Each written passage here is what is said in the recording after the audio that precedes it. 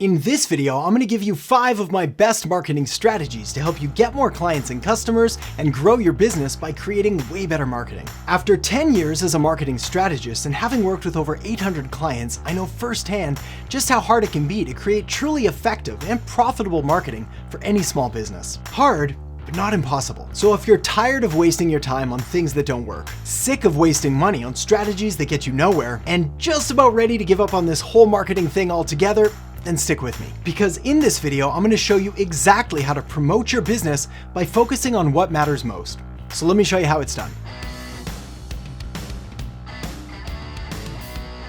Running a small business is tough. There's a reason that starting and owning a small business has been likened to giving up the 9 to 5 in pursuit of the 5 to 9. And that's 5 a.m. to 9 p.m., just in case you get too excited. But owning and running a small business can also be one of the most fun and exciting and rewarding and profitable and yes, even freedom-providing experiences in the whole world. But of course, for that to work, you need to make sure that your marketing is absolutely dialed in. This is because marketing is the single most important element to your business's success. After all, it's marketing's job to help bring in new leads and new clients and new customers and new sales for your business. And without those, you don't really have a business. Just a really expensive hobby that chews up all your time and wastes all your money and proves your 7th grade teacher that you'd never amount to anything.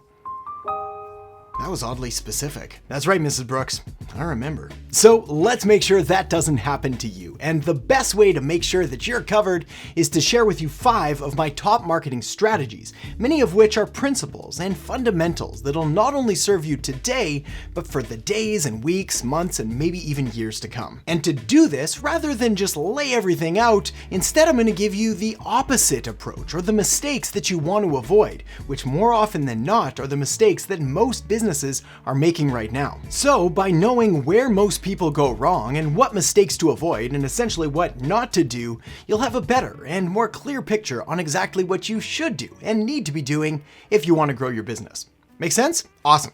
Let's get to it then, starting with the very first mistake that most businesses are making right now, which is focusing on tactical marketing. Tactical marketing is the vast majority, I would say upwards of 90% of the marketing that you see going on right now by your competitors and by other people in your market and basically most markets out there. This is the kind of marketing that's all about tricks and hacks and tools and kind of those tactical surface level things that really don't amount to much in the long game. The best way to put this is really in majoring in the minors, or by putting way too much focus and time and money and energy on kind of those smaller and almost inconsequential details that really don't matter that much. A perfect example of a tactical style question would be something like, what's the best time to post on social media? It's not that this isn't a valid or relevant question, but it's just one small part of a much, much larger picture. For example, we could take this question and we could upgrade it to a strategic level question by asking, well, should we even be posting on this network at all? And we could even upgrade it again to a psychological level question by asking, well, what kinds of content can we create that's going to best address the pains and problems and fears and frustrations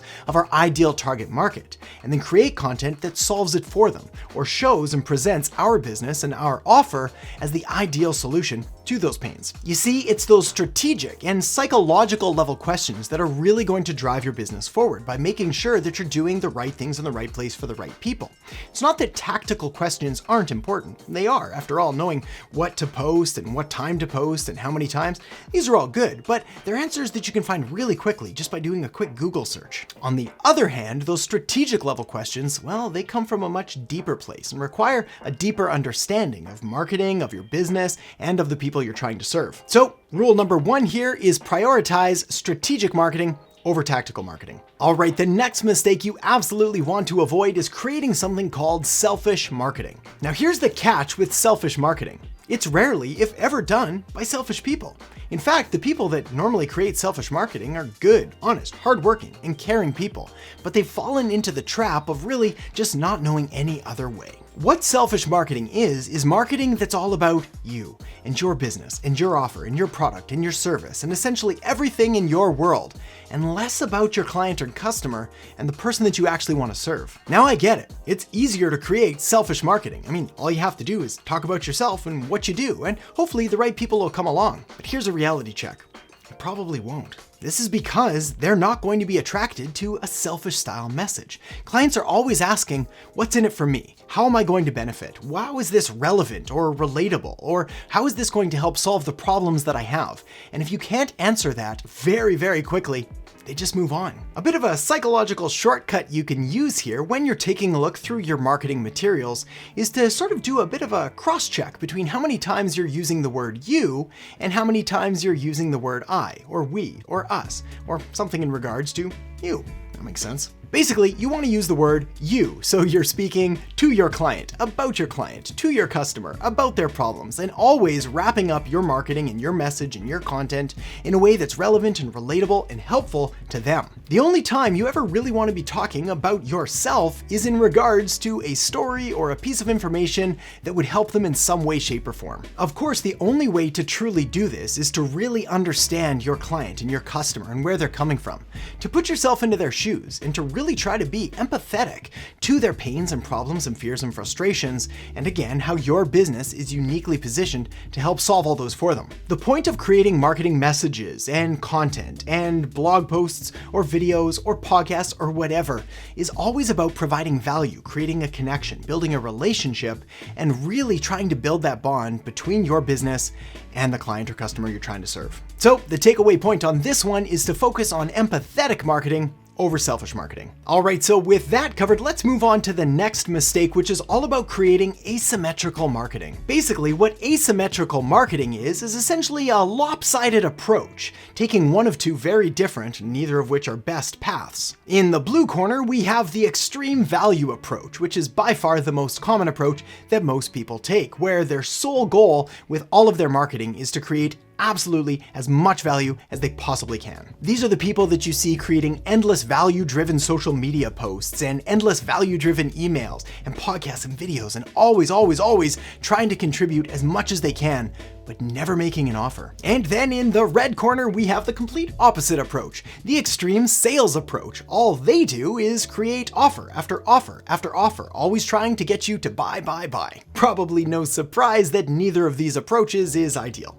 After all, the extreme sales approach really just leads to audience burnout and them getting fatigued and maybe even a little bit angry and frustrated with you and your business. And can't really blame them. On the flip side, the extreme value approach has some pretty big drawbacks too. Specifically, if all you ever do is create valuable content and never make an offer for someone to actually buy something, well, they're never gonna buy. Worse is if you condition and train your market that all you're ever gonna do is offer them free, helpful content, when you finally do make an offer that you're inevitably going to have to make if you wanna stay in business, well, they're gonna get angry. This is because they've been trained and conditioned and really look to you as that source of free information. So anytime you do try to promote something, you're gonna come off as kind of selling out, kind of being a little bit corporate. Ain't nobody like that. So what's the solution? Well, clearly you can't go around creating nothing but offers. After all, it's just spammy, kind of sleazy, way too salesy. And yes, you absolutely should be creating value and trying to build a connection and a bond and helping people as much as you can. But at the end of the day, you do have a business to run, and the odds are pretty good that your free content is only going to get someone so far. If they really want to take that next step, they're going to need to invest in themselves, and hey, who better to help them than you? This is why the alternative to the asymmetrical approach, whether it's all value or all offers all the time, is more of a balanced and structured approach. Essentially, a good combination of value with strategically placed offers that really help to take that relationship to the next level by solving their problems for them. All right, so now that you know you need both a value element as well as an offer element to really kind of marry the two together in that perfect marketing symbiotic relationship thingy, well, the next question that comes up is there a right time to make this offer and to deliver your marketing? And to that, my friend, the answer is yes. And that leads me perfectly to the next mistake you absolutely want to avoid, which is creating premature marketing. Maybe you've heard the expression that it never hurts to ask. Well, I'm here today to pop that bubble for you and tell you that yes, it can indeed hurt to ask. As an example, you could ask the completely wrong people or segment of your market to buy. They're not going to buy and they're not even going to be interested. The solution to avoid that is to segment your market. Or you could ask the right people to buy, but you could ask them at the wrong time when they're not really ready or in a position to do it. The solution to that is to follow a strategic messaging sequence with your marketing. Another example is you could ask them for the wrong thing, essentially putting the wrong offer, the wrong message, or the wrong promotion in front of them. The solution here is, again, marketing by guiding them and leading them and serving them and helping to sort of move them in the right direction. For them, of course. Or lastly, you could just ask in the wrong way, coming off as pushy and needy and desperate, none of which are going to look good, none of which are going to work. The solution, an alternative to that, is to create marketing so good that it builds desire and interest and conviction in the client or in the customer, so they actually initiate the sale by coming to you first. You see, premature marketing is kind of like proposing marriage on the very first date. Not saying that it doesn't work, but is the person that's going to say yes really the kind of person you want to sell to? Plus, statistically speaking, if let's say you were trying to rack up as many marriages as possible, well then you would have a much better plan by sort of spacing things out and following a usual courting process or courtship period. In marketing, we call this a marketing funnel, which is essentially a customer journey that allows us to present the right message in the right sequence at the right time to the right person, all of which leads to an inevitable and logical conclusion of whatever that sale or end result is. This is because when it comes to making a purchase or making a buying decision, typically around 5% of your market is ready to buy right now. They've got cash or credit card in hand, they have a problem, they want the solution, and well, they're ready to act to get this thing solved. 10% of your market, well, they're going to be buying in around the next 30 to 90 days, which means they're still open, they're still receptive, but you can't just hammer them with sales offers one after another. You're going to burn them out and frustrate them before they've had a chance to make a decision. But the real money, the real value, the real business growth is in the 85% of people who are ready to buy in the next 4 to 18 months. This is where the bulk of all of your revenue and profits is going to be. And this is why it's absolutely crazy to immediately sort of indoctrinate someone into your world and start making offer after offer after offer before they're even ready. The best marketing sequences, the best marketing campaigns all have processes and automations baked right in that allows you to serve all 3 different segments of the market and really provide them the solutions and maximize your profitability in the process. For example, the 5% who are ready to buy right now, well, they're able to sort of bypass or shortcut the system to get the solutions they need. The 10% who are ready to buy in the next, say, 30 to 90 days, well, they can get a little more information and then you're always going to be there when they're ready to take action. And then that 85% who are going to buy in the next 4 to 18 months, well, it allows you to continue to nurture and connect and build a relationship so that when they are ready to buy, you can be sure they're going to buy from you. So the solution to premature marketing is all about sequenced marketing, making sure that you're following a strategic and structured sequence of messages and marketing that guide someone from where they are now to where they want to go. Okay, so with that said, the next mistake you want to avoid is mismatched marketing. When it comes to marketing and creating truly effective and profitable business growing marketing campaigns, there's 3 different areas that you need to look at. The first of which is market.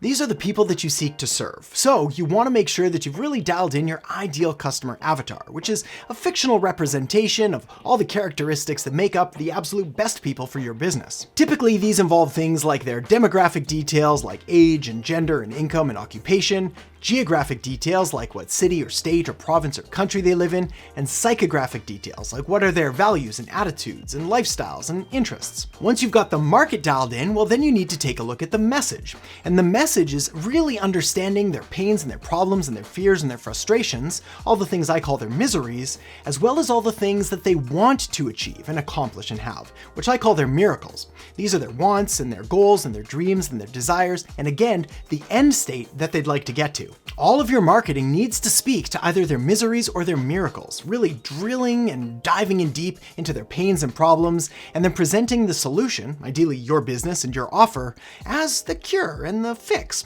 for all the stuff they're going through that they just don't want to go through anymore. Then, once you've got your market dialed in and your message, it's time to move on to the third piece, which is the media. Now, when it comes to media, these are the marketing channels and platforms and networks available to you that you can use to help deliver your message to your market. That's the key. You see, the way to pick the best media choice for you and for your business is by lining up who your ideal clients and customers are, and then finding out where they're present and active online, and then going there and only there ignoring everything else. This is by far the most effective and most common sense route, and yet it is the complete opposite of what most business owners do. You see, what most business owners do is a quick Google search, or maybe talk to a few friends or people in their business community about, well, what's the latest or hottest social media network right now? And then they go there. Sometimes this works, but more often than not, it doesn't, because it's completely backwards. You can't go somewhere and hope your people are there. Way better off to find out where your people are and then go there. That was like a dance move. This is why the key to really succeeding with your marketing is to make sure that it's aligned from your market to your message to your media. So you're doing the right things in the right place for the right people, and of course, at the right time. Of course, the key to tying all of this together and making it work just that much better really comes down to understanding and applying key marketing fundamentals and basics. And this is why the next thing you're going to want to do is check out the video I have linked up right here on understanding marketing basics for business. So make sure to check that out now, and I'll see you in the next video. This is by Sally Hogshead, who says different is better than better. And when it comes to marketing, this is pretty true. After all, we all know about businesses who offer a better product or a better service.